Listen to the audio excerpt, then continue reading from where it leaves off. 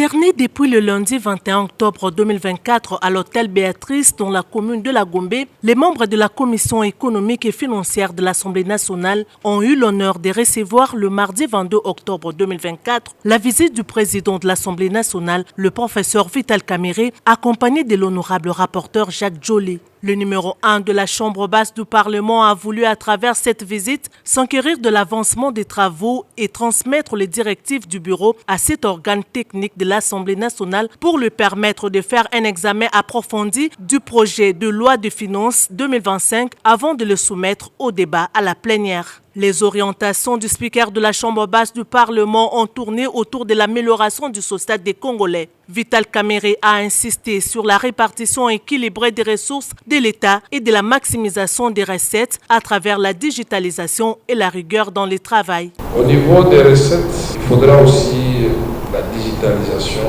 et la rigueur. Les gens ne vont pas percevoir de l'argent pour eux-mêmes pour ensuite faire des redressements fantaisistes. Ceci doit prendre fin. Le principe qui doit nous guider nous tous, c'est celui de savoir que nous sommes avant tout les représentants du peuple et que le budget, comme toute théorie économique, qui n'a pas comme finalité l'amélioration des conditions de vie de nos populations, ça ne sert à rien. Beaucoup de questions ont été soulevées concernant la répartition des ressources nationales de façon déséquilibrée et injuste pour certaines provinces. C'est l'occasion de corriger cela ici à l'ECOFIN. Il faudra respecter la chaîne des dépenses en évitant tout dépassement budgétaire et faire le monitoring de l'état de l'exécution budgétaire, a martelé le speaker de la Chambre basse du Parlement. Au niveau des dépenses de l'État, nous devons revenir dans la chaîne des dépenses et nous devons définir des priorités de l'État congolais qui ne doivent pas être en opposition avec les priorités de la population.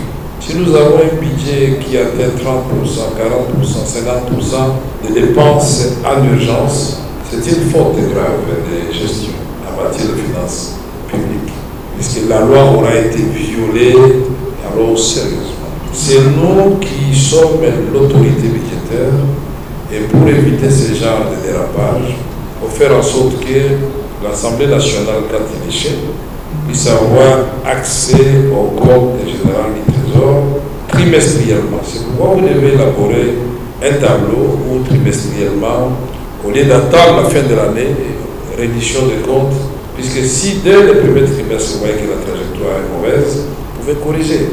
Pour le professeur Vital Kamerhe, il faut rééquilibrer les dépenses de consommation et les dépenses d'investissement ainsi que la disparité salariale. Ces élus nationaux doivent examiner minutieusement des programmes lancés par le gouvernement à l'instar de la gratuité de l'enseignement et de la couverture santé universelle, ceci pour le bien de la population congolaise qui attend beaucoup de cette législature. Le professeur Vital Kamerhe s'est fait compléter par 3 éminents experts en finances publiques, à savoir le professeur Mabi Moulumba qui a exposé sur le rôle de la reddition des comptes dans les budgets de l'État, le professeur Mokonda Bonza Florentin qui a développé son exposé sur le rôle de l'investissement dans la croissance économique d'un pays et l'honorable Alain Ngunda, ancien rapporteur de la commission ECOFIN du Sénat. Les travaux en sous-commission vont se poursuivre jusqu'au 28 octobre prochain et vont être immédiatement sanctionnés par l'ouverture des débats en plénière.